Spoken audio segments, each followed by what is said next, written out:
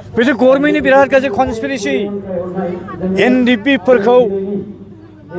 गावसिनि गोदान एकर्डनि जि MOS बे MOS नि ड्राफ्टखौ रावनोबो दिन्थिया जासेनो गोविन्द बसुमतारीनि बादै प्रमद बर'नि अनगायै गुबुन सिगनेटरिसा खुनु दिन सिगाङाव नुनोनो चान्सखौ मोनखायाखै। जिहेतु गाहामानो जादों आरो बड'लेण्ड आलादा हादोर हास्थायनानै सोमावसारनायनि बे मोनसे हाबाफारि होननानै जों बुंनो हायो। दिनै जेसेबां दाब दाब जिल्लानिफ्राय आलादा हादोर बड'लेण्ड हास्थायग्रा बर' फिसाफोर फैदों बिथांमोनखौ दिनैनि हाबाफारियाव बाहागो लाफैनो थाखाय आं गोसो गोरबोजों बिगिलि साबायखर हरबाय आरो जोंनि आलादा हादोर बड'लेण्ड सोरजिनायनि सुबुं सोमावसारनाया देग्लाय बोसोरनि थांनाय आगष्ट दाननि 8 थारिखनिफ्राय दिल्ली महानगरीयाव थानाय जन्तर मन्तराव मेगा डेमनस्ट्रेशन होनायनि गेजेरजों भारतनि आथिखालनि प्राइम मिनिस्टार इउनियन हम मिनिस्टार आरो प्रेसिडेन्ट मोननो मेमरेन्डाम होबोखांनायनि फ्रायनो आलादा बड'लेण्ड हादोर सोरजिनायनि मास मुभमेन्टआ जागायबाय आरो बे सोमावसारनायखौ जेसेदिनहालागै भारत गभर्नमेन्टआ आलादा रायजोखौ सोरजिनानै होनाय नङा फ्रेश पलिटिकेल डायलग स्टार्ट खालामनाय नङा बै समसिमहालागै जोंनि सोमावसारनाया इनडेफिनिटलि थांबाय थागोन सम आरो सिचुवेसनखौ नायै नायै आरो आलादा बड'लेण्ड हादोरखौ मोननांगौआ मोनगोनाबो डेफिनिटखा उदांस्रि भारत उदांस्रि मोननायनि उनाव गोबांसिन अनजिमानि इन्डियान प्रभिन्सेसफोरखौ हादोरफोरखौ सोरजिनाय जादों बे हिसाबै आसामनि थागिबि The real sons and daughters of the soil of Assam बर' फिसाफ्राबो बे बड'लेण्ड हादोरखौ जेरैखिया मोनखागोन आरो बे हादोरखौ दाफुंनो थाखाय मोनफ्रोमबो बर' आफादफोरनि दैदेनगिरिफोरखौ दुलाराय बर' बिदा फंबायफोरखौ आं खावलायो थैस' थांसै बे सोमावसारनायाव बयबो बारसोमनांगौ आरो जेसेबां आफादफोर दं बे बर'नि आफादफोरखौ लानानै दा बावैनो अक्ट'बर नङाब्ला नभेम्बर बा डिसेम्बर दाननि गेजेराव मोनसे कमन प्लेटफर्म दानानै बे सोमावसारनायखौ दैदेनलांनो जों जानजि खाफ्रागोन आरो बेनि थाखायनो भारत गभर्नमेन्टनि खाथियाव जोंनि कुथार कुथार आर'ज गाबनाय एबा आपिला बेनो जे 3थि बड' गोरोबथानि गेजेरजों बर'फोरनो 2003 आव बै समनि प्राइम मिनिस्टार अटल बिहारि वाजपेयी बिथाङा बर'फोरखौ अननानै गावनि पलिटिकेल ब्लेसिं महरै भारत संबिजितनि 6 शेड्युलनि सिङाव जे BTD आरो BTC एरेन्जमेन्ट होनाय जादोंमोन बे एरेन्जमेन्टखौ दिनै नै भारत गभर्नमेन्ट आरो आसाम गभर्नमेन्टआ जोंनो होखानाय बड'लेण्ड टेरिटरियेल एरियास डिस्ट्रिक्ट आरो बेखौ बेंग्रा self rule administrative apparatus Bodoland territorial काउन्सिलखौ सिफायफिननायनि गोथौ राजखान्थियारि खैसार सानाया दिनै प्रेक्टिकेलआव महर मोनफैबाय आरो 16था ट्रेन्सफार साबजेक्टखौ लांफिननाय आरो मोनखानाय 3079 बर' भिलेजेसफोरखौ सोनानै जे BTD दानाय जाबायमोन नटिफाइड जाबायमोन कन्स्टिटिउसनेल ट्राइबेल एरिया हिसाबै नटिफाइड जाबायमोन बेखौ दिनै बाउन्डारि कमिसन दानानै दानख्रेबफिननो नागिरदों बिसोर मोनसे गिनाय दं आसाम गभर्नमेन्ट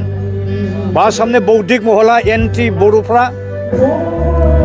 जे मोनसे समाव बर'फ्रा बे आथिखालनि BTD ओनसोलखौ लानानैनो आलादा रायजोखौ बिसोर मोनहैनोबो हागौ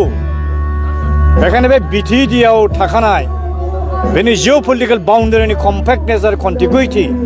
बेखौ डेमेज खालामनानै एडभान्स दाननायनि राजखान्थियारि खैसारजों बाउन्डारि कमिसनखौ फोज'दों आरो नै दा बावैनो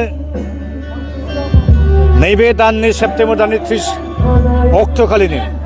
बाउन्डारि कमिसनार रिपर्ट होगोन जाहैदों बे बाथ्राखौ दाख्लै आसाम एसेम्ब्लियाव बड'लेण्ड वेलफेयार डिपार्टमेन्टनि मिनिस्टार इनचार्ज उर्खाव ब्रह्म बिथाङा माखासे MLA फोरनि सोंलु सोंनायाव बिथाङा फिननाय होदों दा बिराद दुखुनांथाव बिथाङा जिबायदि प्रटेस्ट खालामनांगौमोन जेबो बाथ्रा बिथाङा बुङाखिसै आरोखि दा बेखायनो आं खावलायनो लुबैदों जे थैले जिल्लाय BTDआव हाबखानाय 3079 गामिखौ दरसेबो दानहोनायाव जों गैया आरो बेखौ होबथानायाव साफ्रोमबो बर' फिसाया बेयाव बाहागो लाफानांगौ मा UPPL मा एबसु मा BPF जेसेबां बर'फोरनि आफाद दं पलिटिकेल पार्टी नन पलिटिकेल पार्टी गभर्नमेन्टआ जुदि दाननो नागिरमारोब्ला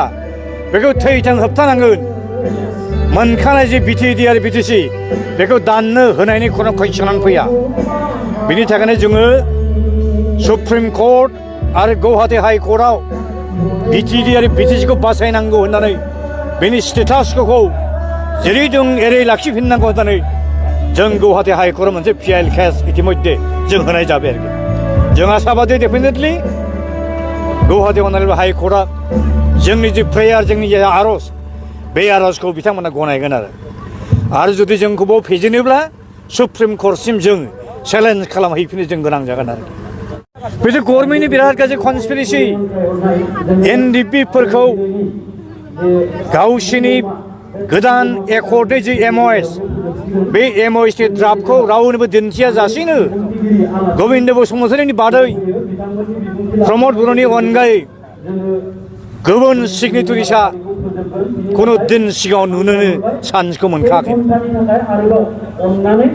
भारत गभर्नमेन्ट आसाम गभर्नमेन्टनि सायाव फोथायनानैनो आरो एबसुनि सायाव फोथायनानैनो NDPनि बिदा फंबाय बिथांमोना आरो UPPआबो 2020 मायथाइनि 27 जानुवारियाव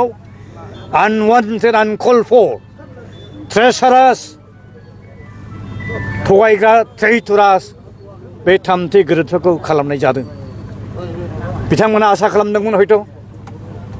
सभरेन कान्ट्रिनि थाखाय 334 जुजिबाय सभरेन कान्ट्रिनि दाबिखौ नागारबाय सेपारेट स्टेटआव बिथांमोना फैबायमोन जे भारत गभर्नमेन्टआ निश्चय थगाया साननानै ड्राफ्टनि कपिखौ एडभान्स नुवा हसिया बिथांमोना सहि हैनायावनो बिराद गोरोन्थि जानाय जाबाय दिनै जुदि बे रियेलि बे थामथि बड' एकर्डआ BTR एकर्डआ जुदि रियेलि पिस एकर्डमोनब्ला शान्ति सुक्ति मारमोनब्ला गभर्नमेन्टआ जुदि बे रोखोम लादोंमोनब्ला दिनै सुक्तियाव सहि होनाय रन्जन दैमारि बिथांखौ सेन्ट्रेल जेलाव मानो सोनानै दोनहैबावखो बिथांखौ जि केसफ्राव फासायदोंमोन बे केसफोरनि सायाव रन्जन दैमारि बिथांनि जेसेबां उकिल दं एडभकेट बिथांमोना होनांगौखिनि जुक्ति तर्कखौ होखांबाय होनदोंमोन हियारिंनिल' बाखि दंसै होनदोंमोन दिनैसो नोंथांमोननिफ्राय आं खोनाबाय जे रन्जन दैमारिखौ फिन आरो खेबसेबाव जेलाव सोना दोनहैफिनबाय मोजां उद्देश्यजों बे गोरोबथाखौ खालामाखै गभर्नमेन्ट अफ इन्डियाया मोजां गोसोजों जुदि सुक्ति खालामदोंमोनब्ला NDP बिथांमोननो गुबुन गुबुन मिलिटेन्ट ग्रुपफोरनो जेरैहाय जेनेरेल एमनेस्टि होनानै फैलाव लांदां अख्राङाव फैनायनि अपेन स्काइआव फैनायनि जे चान्स मोननांगौमोन बे चान्सखौ मानो होनाय जायो बिनिफ्राय बुजिनो हायो The government of India and government of Assam themselves have betrayed the Bodos, have betrayed the leaders of the British NDP leaders. आरो बे एकर्डखौ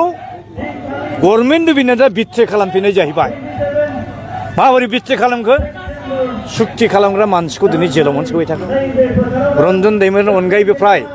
100-200 जनसो केडारफोर लिडारफोर दिनै बे गुवाहाटीनि सेन्ट्रेल जेलाव बिथांमोना सेवगासिनो दं बिराद दुखुनांथाव बाथ्रा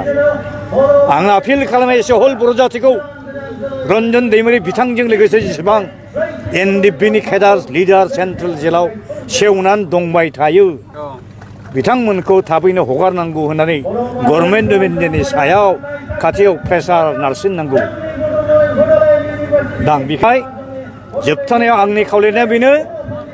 जे जेसेबां पलिटिकेल पार्टिस दं बर'फोरनि गेजेराव जेसेबां आफादफोर दं खुनु डिफारेन्सखौ लाखियाजासेनो आलादा बड'लेण्ड हादोरखौ सोरजिनायनि अनगायै बर' हारिया थांनायनि जेबो राहायानो गैलाब्ला बेखायनो बे बड'लेण्ड सुबुं सोमावसारनो बयबो बाहागो लानांगौ बिनि थाखायनो डिसेम्बर माससिम जों समय होनो नागिरदों अक्ट'बर नभेम्बर डिसेम्बर मासनि गेजेराव एसे हल जों बर'फोर ज' जानो हायो ना हाया बर'फोरखौ ज' खालामनो थाखाय जों बिदिखौ मोनसे सुजुग होदों आरो जों सुजुग लादों आरो अलरेडि जोंथ'